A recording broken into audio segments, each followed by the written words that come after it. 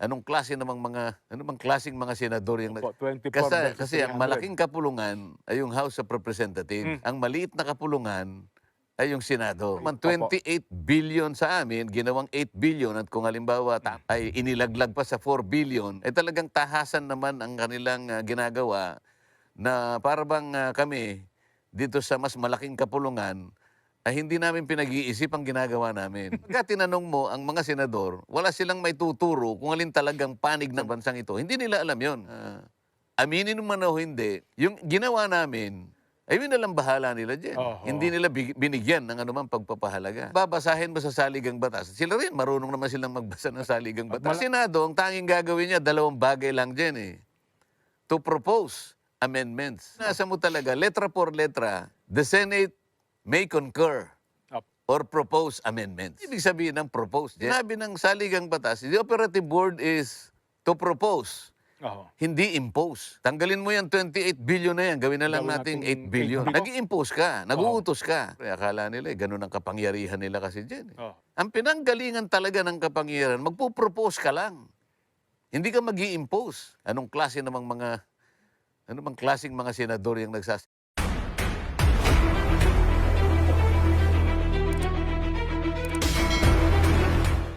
Jen, ano ba ang linya ng argumento? Sino po ba yung nag-aakala na ito hindi na kailangan, oho. itong NTF-ELCAC? Well, Sino isa ba sa ating mga opisyalis ngayon ang nagsasabi na ito'y dapat nang buwagin? Isa po sa mga talaga namang hayagan ang nasa bahagi ng minority group ng Senado ano ho, na para sa kanila ay dapat ay buwagin na po itong NTF-ELCAC. Well, sa part naman na isa sa mga nagtatanggol dito si Senador Bato de la Rosa at kung sino-sino po mga kasama, eh para sa kanila hindi naman napapanahon sapagkat mukhang nasa kalagitnaan pa lang ata ng kampanya at pagkatagumpay itong NTF-ELCAC Kong. At mukhang well, naging epektibo ito, humihina yung grupo ng mga makakaliwa na lumalaban sa ating pamahalaan. Alam mo, Jen, ako bilang bilang isa, Mm. nakakalungkot kung mababalitaan mo na merong isang political party halimbawa. Palagay mo nang ikaw ay nagre-represent ng oposisyon. Mm.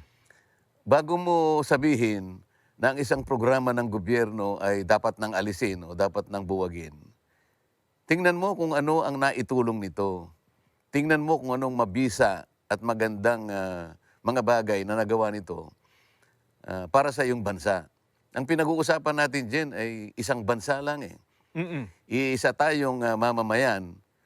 Ngayon, para lamang gawin mo ito na political issue sapagkat gusto mong mag-iba ng istorya, halimbawa, Opo. gusto mong masabi na ayaw mo ang pamahalaan sapagkat kalaban mo sila sa politika, hindi isang magandang argumento na pagtalunan na alisin mo ang isang programa at Mm. hindi mo naman sinasabi kung bakit dapat mong alisin ito eh. Mhm. Ang alam ko kasi, itong NTF-ELCAC sa mahabang panahon na nakakasalamuhan natin sila diyan, ang pinaka-direksyon nito ay hindi yung military approach diyan eh. Tama po. Mhm. Ang approach nila ay makibahagi sa mga gampanin at aktibidad na ginagawa sa bawat mga pamayanan, mga LGUs ito diyan eh. Mhm. Iba-iba kasi ang approach sa pagsugpo sa ating insurhensya sa ating bansa diyan. Opo. Sa matagal na panahon at ito naman ay alam na ng ating mga kababayan, isang bukas na aklat. Tayo na lamang yata ang merong insurgency problem Opo. dito sa panig ng ating mundo na kung tawagin ay Southeast Asia. Mhm. Nawala na yung mga insurhensya sa Malaysia, sa Thailand, Cambodia, Vietnam. Ito nga, mas mabagsik pa nga yung mga insurhensya dyan nung panahon na yan. Opo. Mga 1960s ito dyan. Tayo halos 50 taon na yata ang ginugol ng bansa natin. Hindi tayo makahulagpos dito sa klase ng problemang ito na kung saan napakaraming salapi ang ginagasta para lamang bakahin natin ang insurgency sa ating Mhm. bansa. Ngayon, gagawin mo bang isang dahilan, Jen, na dahil hindi mo sila kakulay sa politika, dahil ayaw mo yung pamamaraan na ginagawa ng ating pamahalaan ngayon? Opo. Pero titingnan mo siguro, hindi ba nila nakikita kung ilan ang mga sa panig ng kalaban ng gobyerno ay pumupunta na rin sa panig ng gobyerno diyan. Mhm. Ito'y bukas na aklat na rin. Oho. Sa mga tuwid nagtatagumpay, yung ibang approach, mapuwera pa yung military approach na ginagawa ng ating military establishment. Opo. Sa aking palagay, Jen, kailangan ituloy ito. Kailangan ituloy ito sapagkat isa ito sa mabisang paraan para yung mga lumalaban sa ating pamahalaan, maganyak sila. At makikita nila mismo, ganito pala yung ibang approaches ng pamahalaan. Oho. Opo. Hindi mabuti na tanggalin ito, Jen. Ayun na nga po. Alam niyo ko nga, sa sobrang pagkainis nga po ni Senador Bato de la Rosa na siya ay tutol din na i-abolish itong NTF-ELCAC. Sa isang panayam po, sinabi niya, ganito kung i-quote ko lang, no? Nainis eh. I-abolish kung kailan naging successful yung ahensya sa paglaban sa terorismo, paglaban sa insurhensya. I-abolish nila. Puro pamumulitika na lang talaga iniisip nila na porket nasa oposisyon sila, gusto nila na maging successful hindi maging successful itong administrasyong Duterte sa paglaban sa problema ng ating bansa. Ganun na lang talaga utak nila. Napasalita sa buwisit sila, sabi ni Senador Bato de la Rosa. Nag-react yung oposisyon kong, unparliamentary niya ito, mukhang hindi dapat gumagamit ng mga ganong terminolohiya si Senador Bato de la Rosa. Sabi ko, nakakabuisit naman eh. Bakit Yun na naman nga hindi po. mo sasabihin nabubuisit ka, di ba? Oo. Alam mo, yung expression ng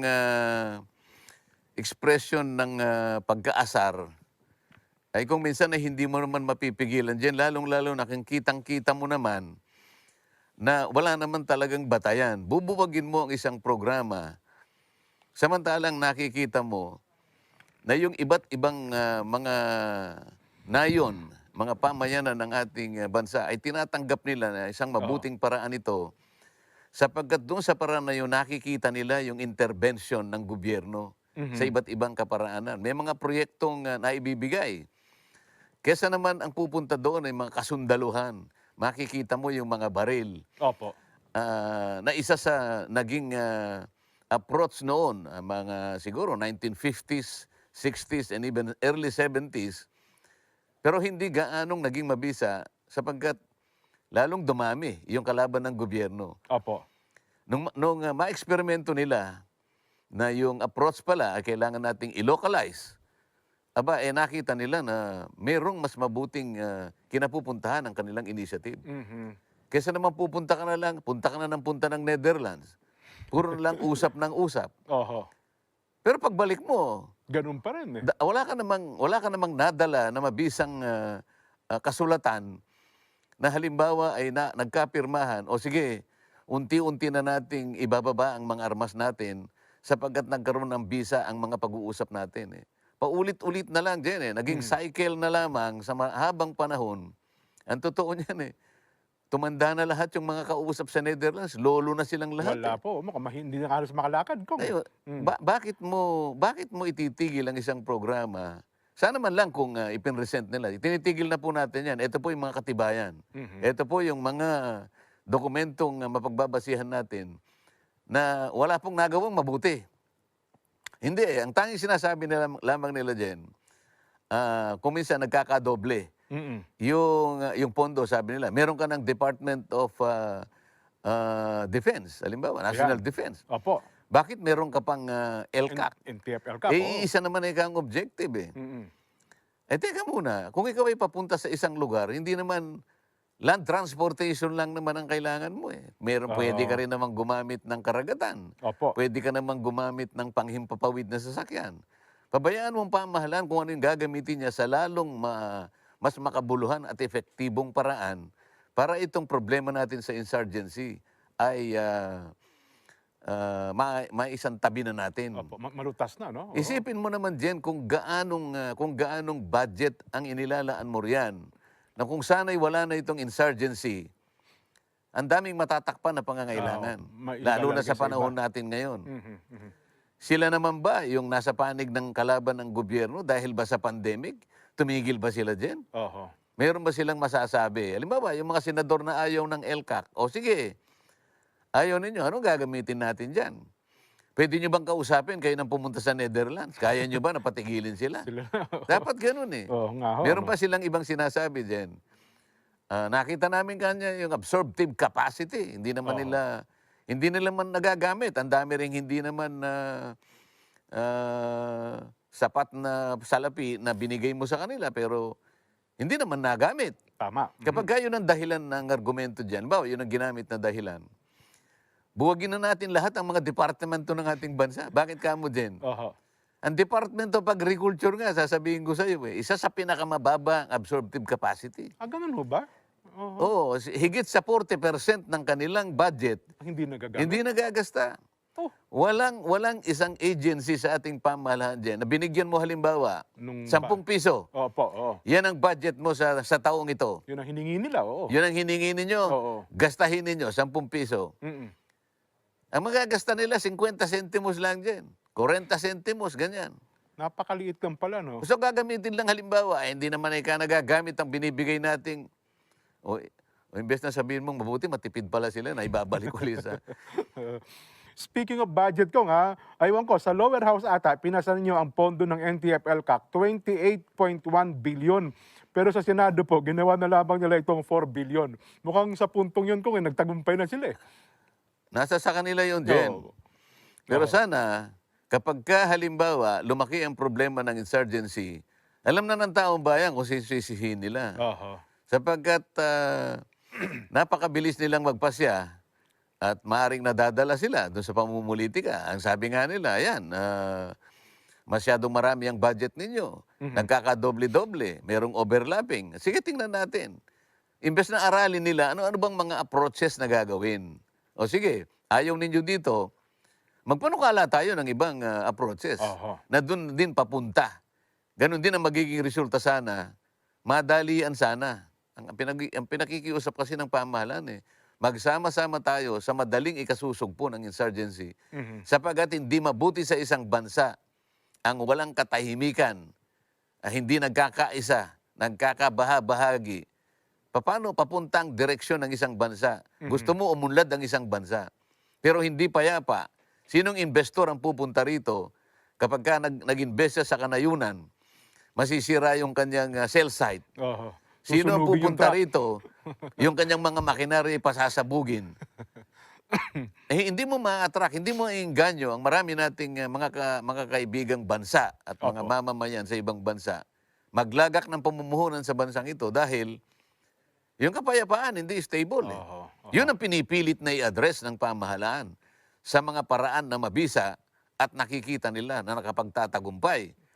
Yung kaposisyon naman ang dahil lamang sa gusto niyang Pero ano bang talagang nakikita niyong dahilan? Bakit gusto ng mga nasa bahagi ng oposisyon, ang iba po sa kanila ay re-electionista rin, na ipatigil o kaya naman kung hindi man tuloy ang ipatigil, bawasan man lamang ang pondo ng ahensyang ito? Jen, ang tinatanong mo ay may kinalaman doon sa kapangyarihan ng Senado Ayan, opo, oo. at ano ang kapangyarihan ng Kamara. Mhm. Ang ating legislative body, Jen, ay binubuo ng dalawang Kapulungan, ano? kapulungan. Opo, Kung tawagin nga nila, mababang kapulungan opo. at saka isang mataas na kapulungan. Mhm.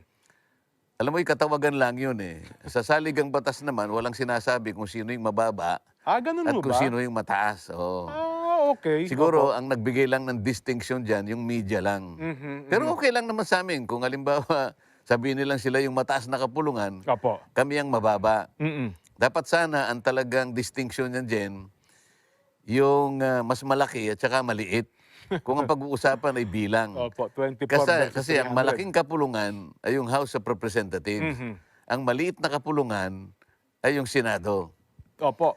Ngayon, nababanggit lang naman natin ito dyan dahil nga dyan sa pinag-uusapan nating budget ng LCAC Mm. na ang aming ipinasyang pondo para sa kanila ay halos 28.1 billion. Kong. 28 billion plus. Opo.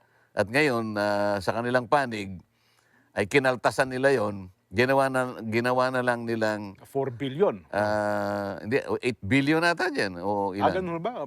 Well, nasa ilang pahayagan po, 4 ata, 4 billion na lang. Ang unang basa ko parang 8 billion. Tingnan mo Okay. naman Opo. 28 billion sa amin, ginawang 8 billion at kung halimbawa tama yung sinasabi mo ngayon Mm. ay inilaglag pa sa 4 billion, talagang tahasan naman ang kanilang ginagawa na para bang kami dito sa mas malaking kapulungan ay hindi namin pinag-iisip ang ginagawa namin. Kasi kami, Oho. alam namin kung anong nangyayari sa mga distrito. Totoo po yun. Sapagkat ang tunay na representatives ng ating bansa ay yung mga congressmen. Mm. Alam mo kung bakit? Sila yung merong distrito eh. Totoo po. Kapag tinanong mo ang mga senador, wala silang may tuturo kung alin talagang panig ng mundo ng ating bansa ang tinutukoy nila kapag sila'y nagre-represent. Ang palagi nang sinasabi, buong Pilipinas kami. Representante ng bayan. Opo. Tama naman yon. Kaya lang, yung mga district representatives, yung mga kasama namin sa malaking kapulungan, Mm. meron silang tinututukan. Ang sentido ng pinag-uusapan natin dyan ay napupunta dun sa pagtutok ng mga constituency. Opo. Sapagkat doon nakikita mo kung ano yung pinaka-problema mo eh. Malaki ang ating bansa. Kaya kapag tiningnan mo, alin-alin ang mga problema sapagkat iba-iba naman Oho. ang nagiging sanhi ng kanilang tinatawag na pagkuha o paghingi ng saklolo sa kanilang mga representatives. Mhm. Ang senador hindi niya makita yung micro. Macro po. approach siya. Malawak Pero yung yung individual na pangangailangan ng bawat lugar sa bansang ito, hindi nila alam 'yon. Opo. Kaya nung ilatag namin yung 28 billion plus, alam namin na ito'y gagamitin sa maraming kaparaanan at sa maraming lugar. Ngayon, kapag sinabi nila, sige, 8 billion na lang o 4 billion na lang, lumilitaw dito na aminin man o hindi, yung ginawa namin, ay yun na lang bahala nila dyan. Oho. Hindi nila binigyan ng anumang pagpapahalaga. Mhm. Pero kung babasahin mo sa saligang batas, sila rin, marunong naman silang magbasa ng saligang At batas. malamang kong alam din ho naman nila yan. Ano? Saan ba magsisimula? Sino ba Oo. talaga ang pasisimulan nung paggawa ng o pagtaya ng mga budget ng ating departamento na binubuo ng ating pamahalaan? Oho. Yung Kamara din. Totoo po. Saligang batas na nagsabi. Kaya nga, ang sabi, yung power of the purse nanggagaling sa Kongreso. Opo. Ngayon, pero magsisimula ang paglagda ng mga budget na yan sa mababang kapulungan na kung tawagin natin. Opo. Ito yung Kamara. Kapag binasa mo pa ang saligang batas, sabi niya, ang Senado, ang tanging gagawin niya, 2 bagay lang dyan eh. To propose amendments or to Opo. concur. Opo. O sa sang-ayon. Oo. Oo. So kung titingnan mo talaga, ito, maaring sabihin nila, hindi tama yung sinasabi niya. Pwede ko rin sabihin na kayo hindi tama. Okay po. Oo, Kasi kapag tama naman. binasa mo talaga, letra por letra, the Senate may concur Opo. or propose amendments. Ano ibig sabihin ng propose, Jen? Mhm. Magpanukala. Di ba? Oo. Oo. Magpanukala. Mhm. Magbigay ka ng suggestion. Yan. Pero yung pag sinabi ng saligang batas, the operative word is to propose, Oo. hindi impose. Ayan. Malayo yon. Mhm. Kasi pagka-impose, naguutos ka. Mhm. Hindi kanya, tanggalin mo yung 28 billion na yan, gawin na lang Gawin natin nating 8 billion. 8 billion na lang. Nako. Nag-i-impose ka, naguutos ka. Pero pagka ikaw may magpo-propose, sasabihin mo sa mababang kapulungan o yung malaking kapulungan, yung mas malawak, Mas sa malawak inyo, na kapulungan. Oo. mga kaibigan, pwede ba kaming magpanukala Oo. na gawin na lang nating 8 billion? At least Oo. nagpapanukala ka. Maganda yung approach May mo, mabait pakiusap ang approach mo. nakikiusap Oo. Pero kapag yun pinilit mo, ngayon, siyempre, akala nila, ganun ang kapangyarihan nila kasi dyan. Oo. Ang pinanggalingan talaga ng kapangyarihan, magpo-propose ka lang. Hindi ka mag-i-impose. Opo. Ano? O kaya mag-concur ka. Okay, O, sumang-ayon mag-concur ka na lang tayo, sumang-ayon na lang tayo. Sila naman ang nakakalam sa kanilang mga distrito kung ano ang pangangailangan at kung ano ang problema ng mga distrito. At sila naman talagang umuuwi Mhm. regularly sa kanilang mga lugar. Oo. Kaya okay na tayo doon. Oo. Hindi ganun eh. panahon ng eleksyon, kaya ipagpipilitan nila dyan. Oo. Akala nila yung kapangyarihan nila ay ganun. Pero, sige, bahala kayo.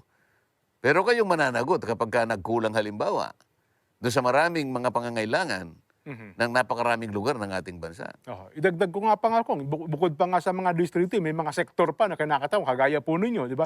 Sektor ng mga mahihirap, sektor ng mga magagawa, sektor ng kababaihan.